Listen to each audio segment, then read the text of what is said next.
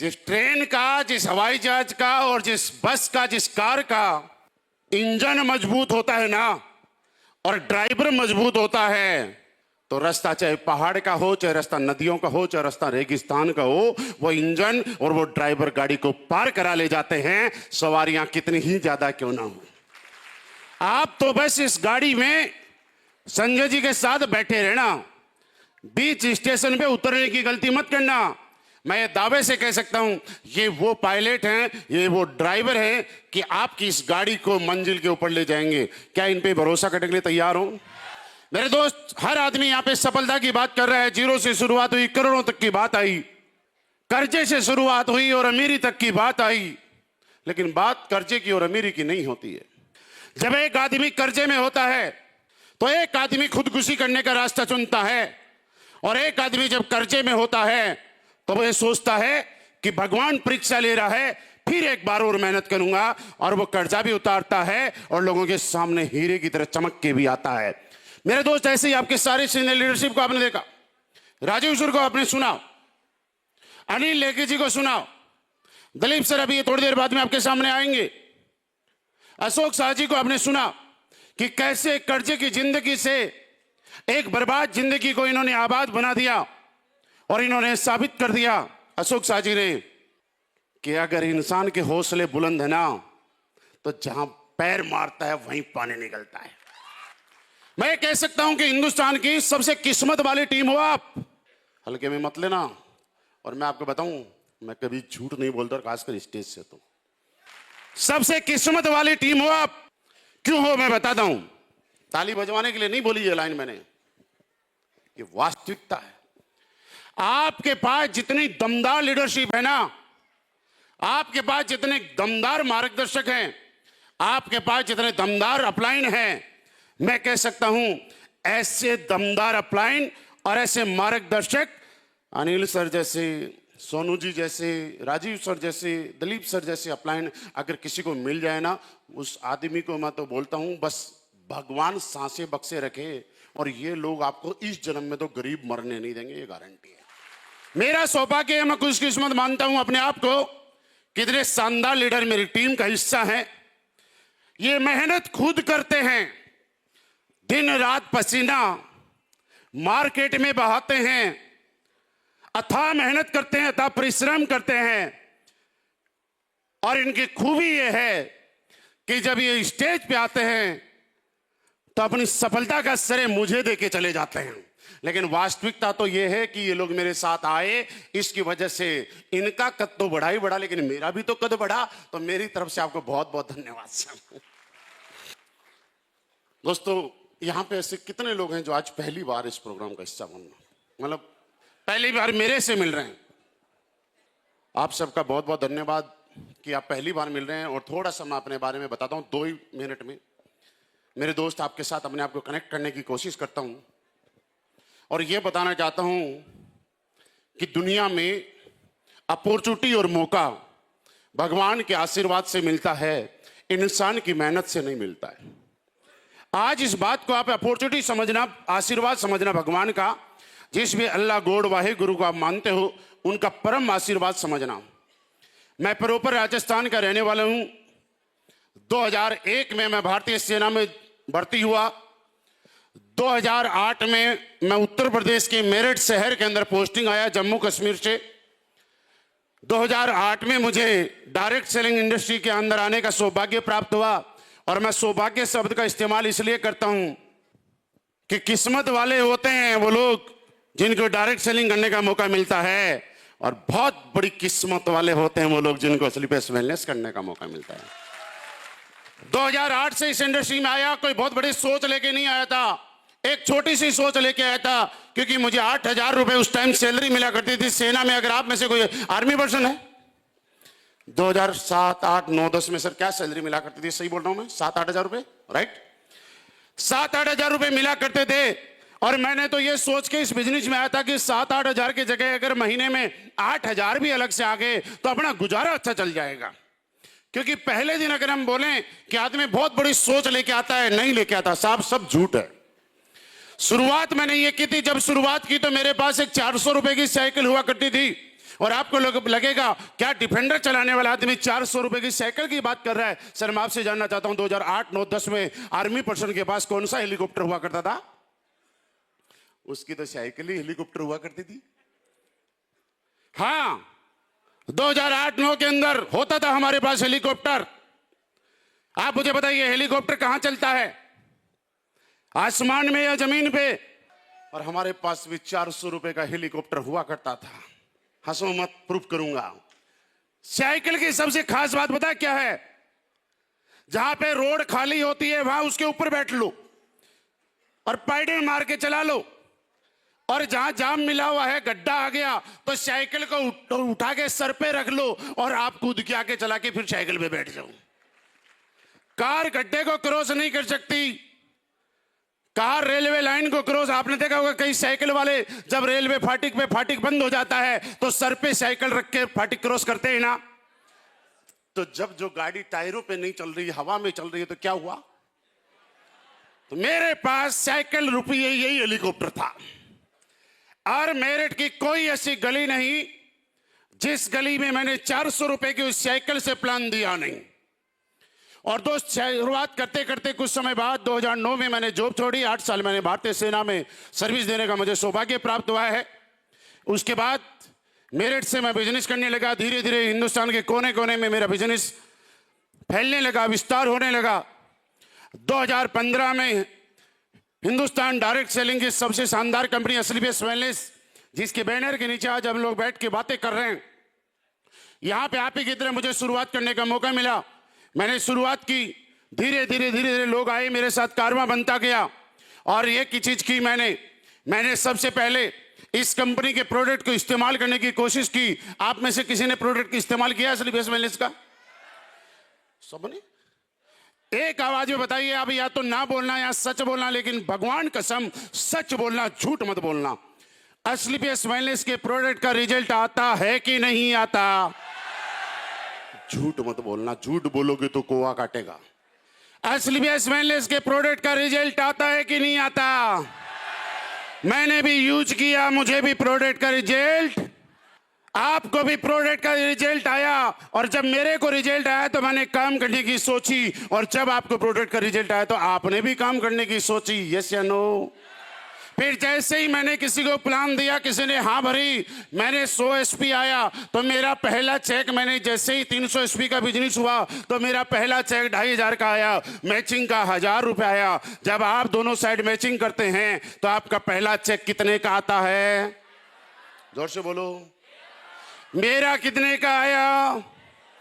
उसी रास्ते पे मैं चला, उसी रास्ते पे आप चले, वैसा ही प्रोडक्ट का रिजल्ट आपको आया, वैसा ही मुझे आया। करते करते करते करते जीरो से शुरुआत करने वाला इंसान जो आज आपके सामने खड़ा है, एक ही बात बोलूं, शुरुआत भले ही छोटी थी लेकिन कारवां बड़ा बन गया। शुरुआत भले ही साइकिल से थी लेकिन आज डिफेंडर 130 जैसी कार से चलने का भी मौका मिलता है। और ऐसे बोले कि कार नहीं, जरूरत की कार भी ली, शौक की कार भी ली, अकेले की कार भी ली, बहुत सारे लोग बैठने वाली भी ली, और अकेले बैठने वाली भी ली। किसी ने बोला सेडान कार अच्छी होती है तो मैंने 2017 में जैगुआर ली। फिर किसी ने बोला कि सेडान हर जगह नहीं जा सकती हिंदुस्तान के रोड के हिसाब से। मैंने कहा क्या होना चाहिए? बोला लेजेंडर अच्छी होती है, तो हमने लेजेंडर ले ली, कहीं भी गड्ढों मड्ढों में निकाल के ले जाओ। फिर पता चला छोटी भी हो गई, बड़ी भी हो गई, अब एक ऐसी कार भी होनी चाहिए जो सिर्फ पर्सनल हो। तो हमने एक छोटी कार ली, इतनी सी है, येलो कलर की, कभी कभी आपने फोटो वीडियो में देखी होगी। और उसको देख के ऐसा बोल सकता हूं, एसलीपीएस वेलनेस की सबसे छोटी कार भी मेरे पास और सबसे बड़ी कार भी मेरे पास। जब 2 सीटर ले ली, सब कुछ हुई, तो पता चला कुछ और चाहिए। और बोला कार क्या चाहिए? किसी ने मुझे बोला सर आज एसलीपीएस वेलनेस हिंदुस्तान डायरेक्ट सेलिंग के अंदर सबसे ज्यादा ट्रेंडिंग में है। मैंने कहा अच्छा? बोला सर यही नहीं, आपको भी हिंदुस्तान डायरेक्ट सेलिंग में बहुत सारे लोग जानते हैं। मैंने इसका मतलब क्या कहना चाहते हो? बोला आप भी ट्रेंडिंग में हो। तो मैंने कहना क्या चाहता है? बोला सर आपके पास कार भी ऐसी होनी चाहिए जो हिंदुस्तान के अंदर सबसे ज्यादा ट्रेंडिंग में चल रही हो। तो मैंने सर्च की कि आज कौन सी कार ट्रेंडिंग में चल रही है। नेता, अभिनेता, क्रिकेटर, एक्टर, जिसको भी पसंद हो समझते डिफेंडर लेके घूम रहे हैं। नए नए जो रईस बन रहे हैं वो भी खासकर। हमने डिफेंडर 130 भी लेके आ गई। मैं नहीं कह रहा कि मेरे पास कार है, मेरा मैसेज ये बिल्कुल नहीं था। मेरा मैसेज ये था कि 400 रुपए की साइकिल से शुरू करने वाला इंसान जब इस बिजनेस की पावर की वजह से लगातार काम करके अपने सपनों को पूरा करके एक लग्जरी लाइफ जी सकता है, तो आपको किसने रोका है? सिर्फ एक काम करना पड़ेगा, विश्वास करना पड़ेगा। क्या अपने ऊपर विश्वास करने के लिए आप तैयार हो? क्या प्लेटफॉर्म पे विश्वास करने के लिए तैयार हो? क्या प्रोडक्ट पे विश्वास करने के लिए तैयार हो? क्या ये बात विश्वास करने के लिए तैयार हो कि सामने जो लोग खड़े होकर बोल रहे हैं ये सच बोल रहे हैं और 100% सत्य बोल रहे हैं? सोने में मिलावट हो सकती है लेकिन हमारी बातों में कभी मिलावट नहीं हो सकती है। सत्यता के साथ हम लोग बोल रहे हैं। ये बात सही है कि जब आप शुरुआत करते हैं तो लोग तो मजाक उड़ाते हैं कि नहीं उड़ाते हैं? कुछ लोग लोगों के मजाक उड़ाने की वजह से, नजरअंदाज करने की वजह से घबरा के इस बिजनेस को छोड़ के चले जाते हैं, और कुछ लोग हमारी तरह, आपके लीडर्स की तरह डट के मुकाबला करते हैं। और आज मैं बता के जा रहा हूं, जब भी कोई इंसान जीवन में, आप किसी को प्लान देने के लिए स्पेशल बेस एनालिस्ट के पास जाओ और कोई आपको दुत्कार के जाए, नकार के जाए, नेग्लेक्ट करके जाए, तो कभी निराश मत होना। क्योंकि दोस्त जब सफल हो जाते हैं तो जो लोग रहीसी में जन्म लेते हैं, चांदी की चमच लेके पैदा होते हैं, उनकी स्टोरी सुनने में किसी का इंटरेस्ट नहीं होता है। इस दुनिया में स्टोरी लोग उसकी सुनना चाहते हैं जो गरीबी से अमीरी का सफर तय करता है, जो जमीन से आसमान की ऊंचाइयों पे हवाई जहाज की तरह उड़ता है, अपनी यात्रा करता है, जो जीरो से शुरुआत करके हीरो बनता है। उसी का स्ट्रगल, उसी का संघर्ष, उसी की यात्रा को लोग जानना और सुनना शुरू करते हैं। अगर सफलता आसानी से मिल जाएगी तो लोगों को आपकी स्टोरी में कोई इंटरेस्ट नहीं आएगा। मुझे एक चीज बताइए, जब संजय जी की डॉक्यूमेंट्री चल रही थी और आप ये सीन देख रहे थे, वास्तविक सीन, सच बताना, अगर आपके दिल में थोड़ा बहुत भी इमोशंस था तो आपकी आंखें गिल्ली हो रही थी, नम हो रही थी कि नहीं हो रही थी? सच बताइए। आंखें नम इसलिए हो रही थी कि आपके दिल में इंसानियत थी, आपके दिल में सच्चाई थी, आपके संस्कार, आपकी शुरुआत, आपके परिवार के संस्कार अच्छे थे, और आपको एक ही चीज सिखाई गई थी कि बेटा जीवन में कुछ भी करना, भूखा रह जाना लेकिन किसी का दिल दुखा के 1 रुपया मत कमाना। ये हमारे परिवार और हमारे मम्मी पापा ने हमें संस्कार दिए। यस या नो? इसलिए आपको, अगर यहां पे संजय जी की डॉक्यूमेंट्री में ये दिखाया जाता कि ये किसी रईस परिवार में पैदा हुई, हेलीकॉप्टर के साथ जिंदगी शुरुआत की, हवाई जहाज से कॉलेज जाते थे, तो इनकी स्टोरी सुनने में किसी का इंटरेस्ट होता? मेरे दोस्त, लोग उन्हीं लोगों की स्टोरी सुनते हैं जो गरीब से अमीर बनते हैं, और लोगों के आदर्श वही बनते हैं जो गरीब आदमी संघर्ष करके और सफलता पाता है, वो लोगों का आइडियल बनता है। मैं चाहता हूं, आसान सफलता चाहिए कि मुश्किल सफलता चाहिए? आसान सफलता की उम्मीद कभी मत करना, क्योंकि जीवन में ना सफलता आसान होती है और ना ताज आसानी से हासिल होता है। मुझे जब भी कोई लोग मना करते थे, मैं पता क्या सोचता था? अब तक तो मैं कामयाब होता था अपने आप को प्रूफ करने के लिए, और आज कोई आदमी मुझे नकार के गया है, अब मैं इतनी मेहनत करूंगा, इतनी मेहनत करूंगा कि जिस आदमी ने मुझे नकारा है उसको झूठा साबित करूंगा और अपने आप को सच्चा साबित करके दिखाऊंगा। जब भी कोई मना करे, आपका मोटिवेशन और हाई होना चाहिए, और उसको मनी मन धन्यवाद देके आना, क्या बात कर रहा है यार, तूने गलत आदमी के ऊपर शक किया है। अगर मैं इतनी मेहनत करूंगा, इतनी मेहनत करूंगा, इतनी मेहनत करूंगा कि आने वाले टाइम से तेरे मुंह से ये बुलवा दूंगा कि वास्तव में यार बंदे ने करके दिखा दिया। ये कमिटमेंट अपने आप से करने के लिए तैयार हो। अंदर से मजबूत बनना पड़ता है बिजनेस में। आप मुझे बताइए, सारे लोगों को प्रोडक्ट एक जैसा, पे आउट एक जैसा, सिस्टम एक जैसा, और ये वैसे ही है। जब आप किसी स्कूल, कॉलेज या इंस्टीट्यूट में पढ़ने के लिए जाते हैं, वहां टीचर एक जैसा ही होता है, क्लासरूम एक जैसा ही होता है। एम्बियंस एक जैसा ही होता है, लेकिन उसी क्लास में उसी टीचर के द्वारा पढ़ाया गया एक लड़का आईएएस आईपीएस और बड़ा कामयाब बन जाता है, बड़े पद पे चला जाता है, और उसी कॉलेज में उसी स्कूल में पढ़ाया हुआ एक लड़का फेल भी हो जाता है। जो फेल हो जाता है वो बाद में बोलता है स्कूल खराब था, कॉलेज खराब था, और जो आईएएस आईपीएस बन के बड़ा बन जाता है वो एक बात बोलता है कि इससे अच्छा स्कूल और इससे अच्छा टीचर दुनिया में मिल ही नहीं सकता। मेरे दोस्त, मैं आपसे जानना चाहता हूं, क्या टीचर और स्कूल ने किसी के साथ भेदभाव किया? तो यह स्लीपलेस वेलनेस और प्रोडक्ट किसी के साथ भेदभाव करती है क्या? जब ये मेरे को करोड़ों रुपए का कामयाब आदमी बना सकती है, अनिल नेगी को बना सकती है, राजीव सर को बना सकती है, दिलीप सर को बना सकती है, तो यहां बैठे हुए एक एक आदमी को कामयाब बना सकती है। एक बार अपने ऊपर विश्वास करके देखो। करने के लिए तैयार हो? करने के लिए तैयार हो? एक काम करना पड़ेगा। देख, कभी भी ये उम्मीद मत करना कि पहले ही जाओगे लोग आपका साथ देंगे ना। लोग तो साथ तब देते हैं जब आप सफल होते हुए लोगों को दिखाई देना शुरू हो जाते हैं। लोग आपकी सफलता में साथ नहीं देते, अपनी सफलता के साथ आपके साथ जुड़ते हैं। और हम लोग गलती क्या कर लेते हैं कि लोग हमारे साथ आएंगे तो हम सफल हो जाएंगे। नहीं, जब कोई मना करे अपनी कीमत बढ़ाइए, अपनी कीमत, अपनी वैल्यू बढ़ाइए। इस दुनिया में कामयाब वो होता है जो अपनी कीमत लगाना जानता है। मैं आपसे पूछना चाहता हूं, क्या आपने अपनी कीमत लगाई है भाई? आज रात को बैठ के लगाना, आज रात को बैठ के लगाना। काम कीजिए, आपके गले में जो टाई है ना, इसकी कोई ना कोई कीमत है।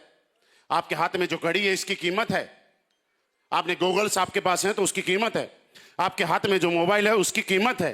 आपके कपड़े, सूट जो भी आपने पहना हुआ है उसकी कीमत है। आपने जिस बाइक से आए हो उसकी कीमत है। जिस कार से आए हो उसकी कीमत है। अगर आप बस से आए हो, टेम्पो से आए हो, तो उसकी भी एक कीमत है। कुछ ने किराया निर्धारित किया है। मैं आपसे सवाल करना चाहता हूं, जब आपके शरीर की हर चीज की कीमत है तो आपकी कीमत क्या है? आपकी एमआरपी क्या है?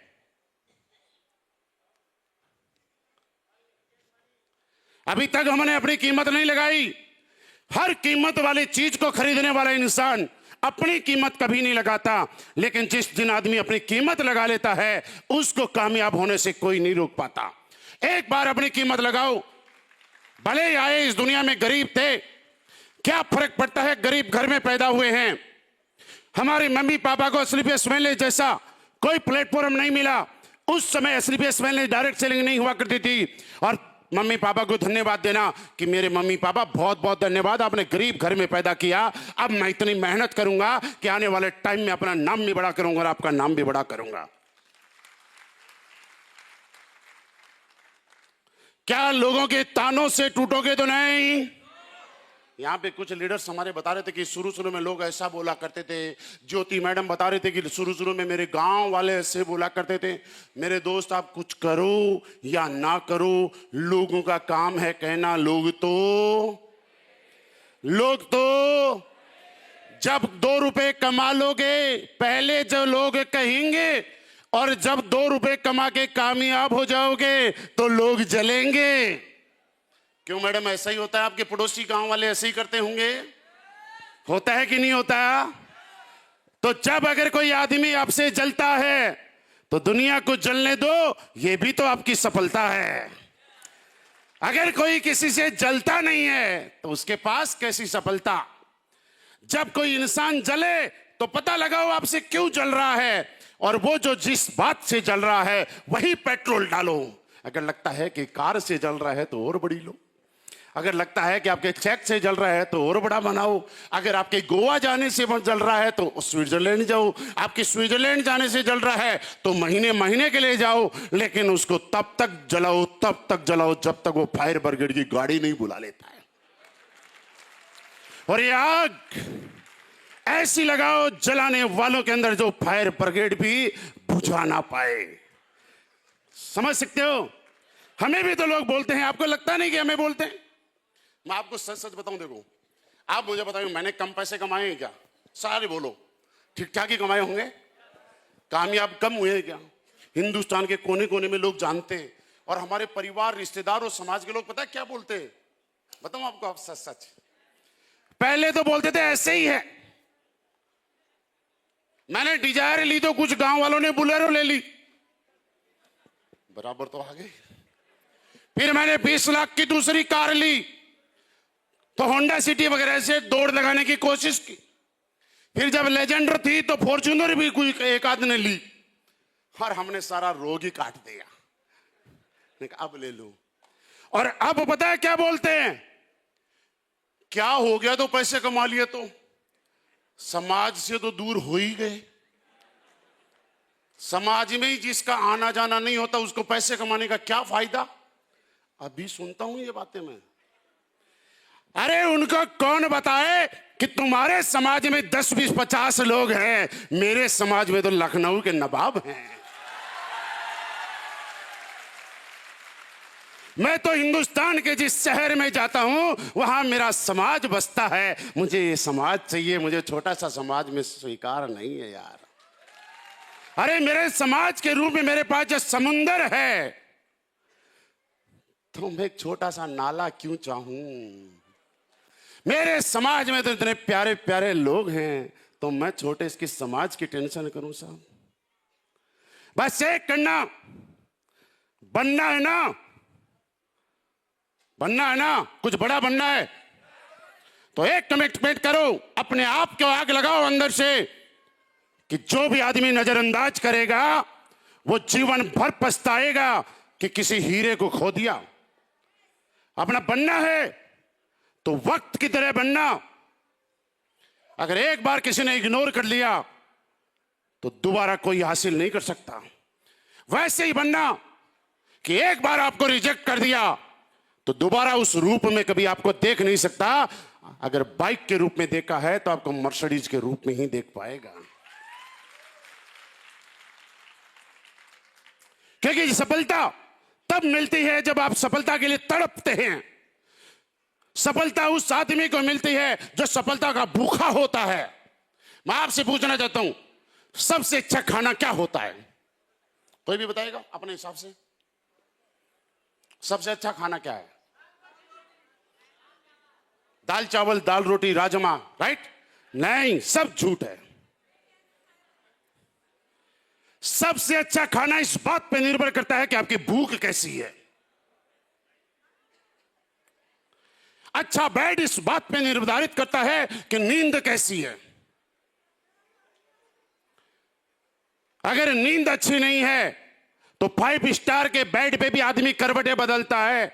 और नींद अगर 2 रात की है तो चद्दर बिछा के, दरी बिछा के नीचे सोता है, लेकिन उसके बाद भी सुकून की नींद आती है। अगर भूख अच्छी नहीं है तो कितना ही हलवा गुलाब जामुन खिला देना, वो डाइजेस्ट नहीं होता है। और 2 दिन से भूखा आदमी होता है तो एक दिन ठंडी दाल और रोटी भी उसको खाने पे वो मजा देती है। वो दुनिया का सबसे अच्छा खाना नहीं दे सकता। यानी ना खाना अच्छा होता है ना बेड अच्छा होता है। ये इस बात पे निर्भर होती है कि आपकी भूख कैसी है, आपकी नींद कैसी है। और सफलता इस बात पे निर्भर करती है कि आपकी चाहत कैसी है। अगर चाहत मजबूत है तो सफलता लेने का मजा ही अलग आएगा।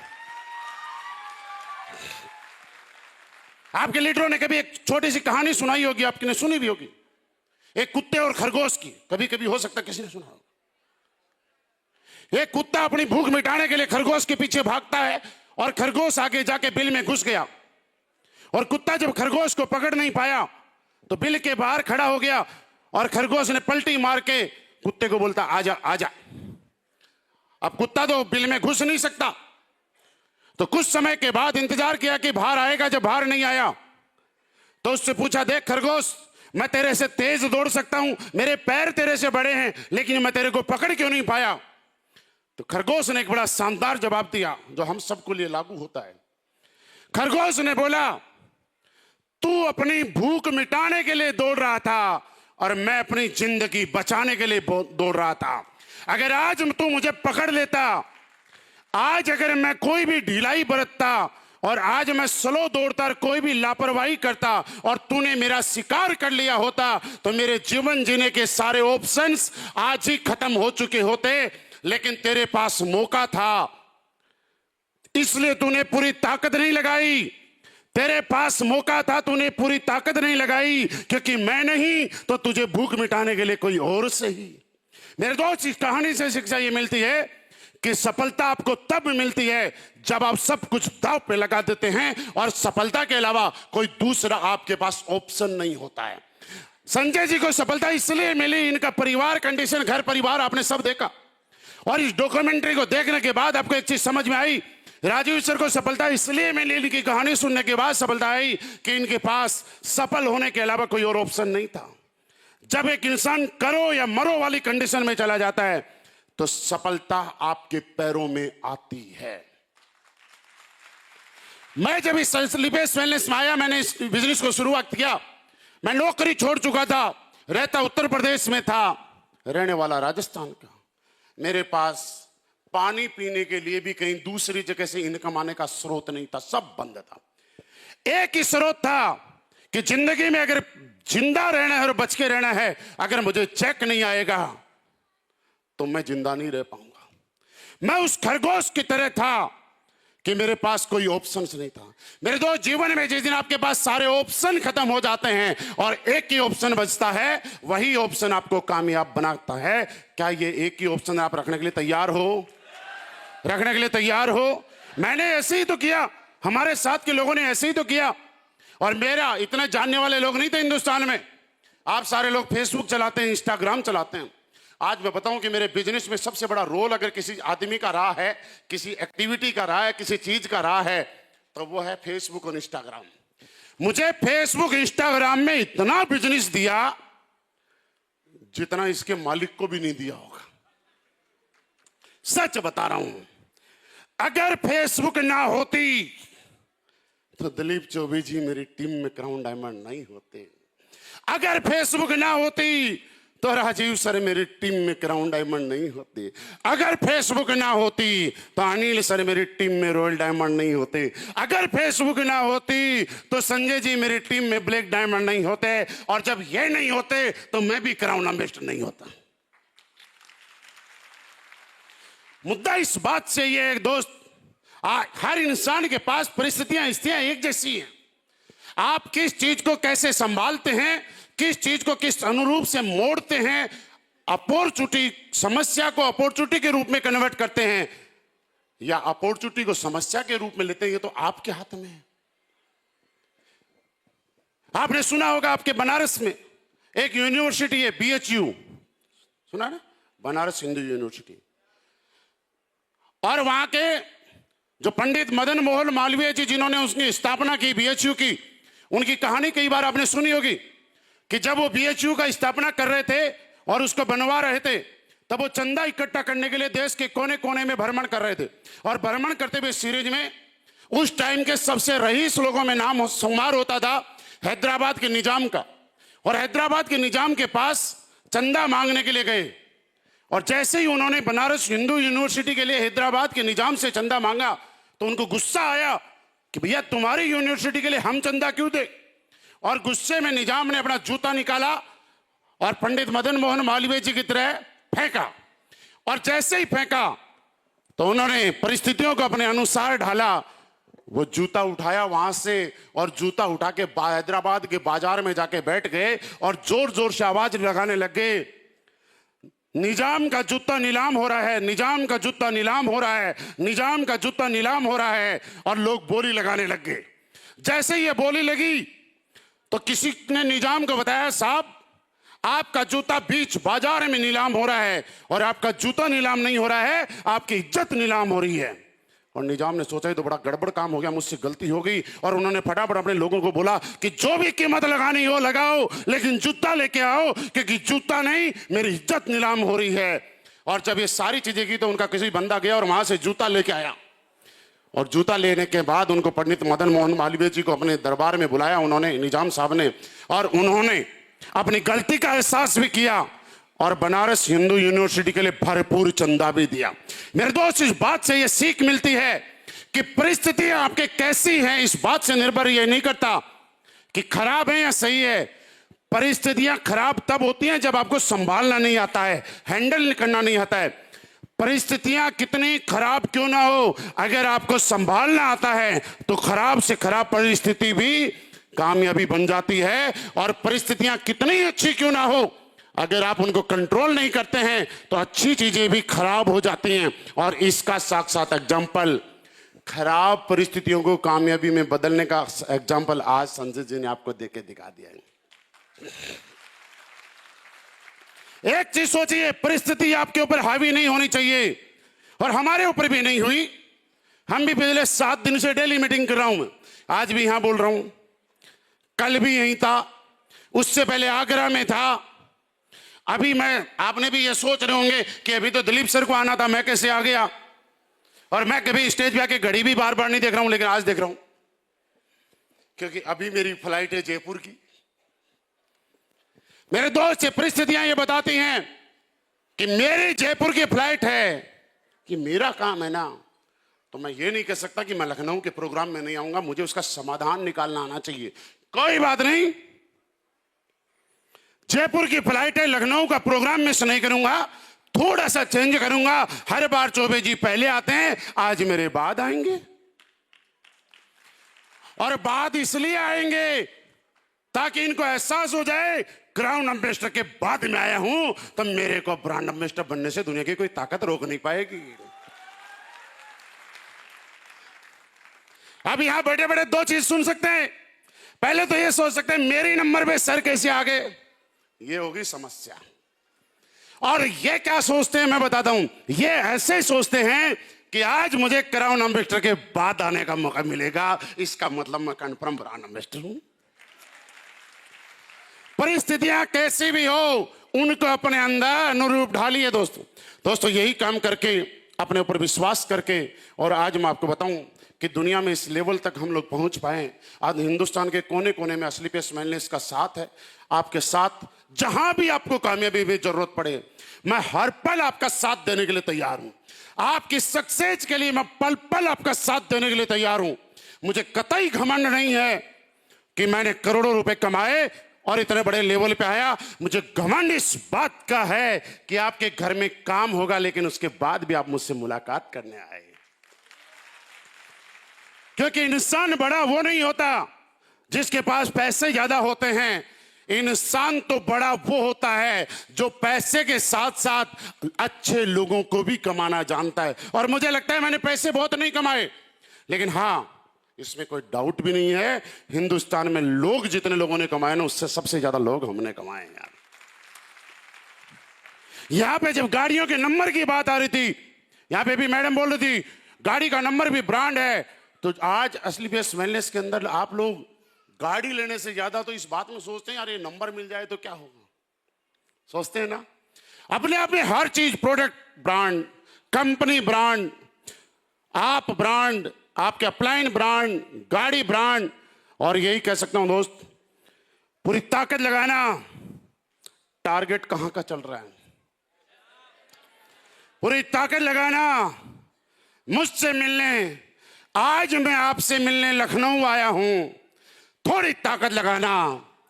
अगले साल आप मुझसे मिलने जैसलमेर आना, क्योंकि मैं राजस्थान का हूं, आप यूपी से हो। मैं आपसे मिलने यूपी आया हूं, एक राजस्थान वाला चल के। अब बदला उतारने की बारी आपकी है।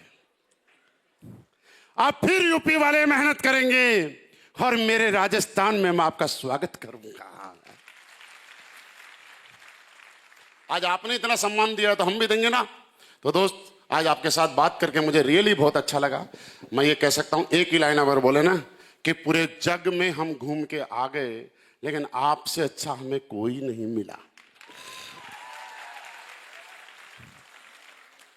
बस आज के बाद मेहनत करना यार, मेहनत करना। और कोई कुछ भी कहे, पैसे कमाना, कमाओ यार पैसे। दुनिया झूठ बोलती है कि पैसा ही सब कुछ नहीं होता। ये सच है कि पैसे के बगैर कुछ नहीं होता, और ये भी तो सच है बिना पैसे वाले को तो मंदिर मस्जिद गुरुद्वारे में भी कोई नहीं पूछता। लोग 72 घंटे की लाइन लगा के मंदिर के बाहर खड़े रहते हैं, लेकिन वहीं पे एक पैसे वाला आदमी आके 51,000 रुपए की 11,000 रुपए की पर्ची कटवाता है और वीआईपी पास से तुरंत दर्शन करके बढ़िया फोटोग्राफी करवा के आता है। सारी दुनिया के मोबाइल बंद होते हैं और जो 11,000 51,000 की पर्ची कटवाता है उसके मोबाइल पे रील बनती हैं। देखा है ना? बड़े बड़े सेलिब्रिटी आपके बड़े बड़े मंदिरों में आते हैं, बढ़िया फोटोग्राफी होती है। कौन कहता है कि पैसा सब कुछ नहीं होता? अरे जिसके पास पैसा होता है उसको भगवान भी अच्छे से दर्शन देता है, और जिसके पास पैसा नहीं होता भगवान भी अपने मंदिर के आगे उनको लाइन में लगाता है। पैसे जरूर कमाओ एक बार जिंदगी में, और फिर अगर कोई बोले कि पैसा सब कुछ नहीं होता और पैसे कमाने के बाद भी मजा नहीं आ रहा, तो एक काम करना, मुझे दे देना, मैं ले लूंगा। पर तब तक देख तो लो मजा आ रहा है कि नहीं आ रहा। जब लग्जरी गाड़ी लेके निकलते हो तो दुनिया पीछे से देखती है कोई रईस गया है, लेकिन उनको कौन बताए ये सही वक्त पे सही जगह असली पेस में डिसीजन लिया था, वो और असली पेस का बनाया हुआ रईस जा रहा है। तो कामयाब होने के लिए तैयार हो? तो दोस्तों मेरी साथ भरपूर आपको यही मिलता रहेगा। आपके इस प्यार के लिए, आपके इस सहयोग के लिए बारंबार मैं आपका धन्यवाद देता हूं। जितना मैं धन्यवाद दूं आपका उतना कम है, क्योंकि आपने जो मुझे प्यार दिया है, जो मुझे साथ दिया और मुझे वास्तव में यहां तक पहुंचाया है, मुझे लगता है धन्यवाद के रूप में मेरे पास ऐसी कोई लाइन नहीं है कि मैं आपके लिए बोल पाऊं। बस एक ही बात बोलूंगा, आप अपना साथ मेरे साथ यही बनाए रखना। मैं आपको कामयाब करने के लिए, आपको बढ़ाने के लिए जहां जरूरत होगी पल पल मैं आपका साथ देते रहूंगा। थैंक यू वेरी मच, बहुत बहुत धन्यवाद।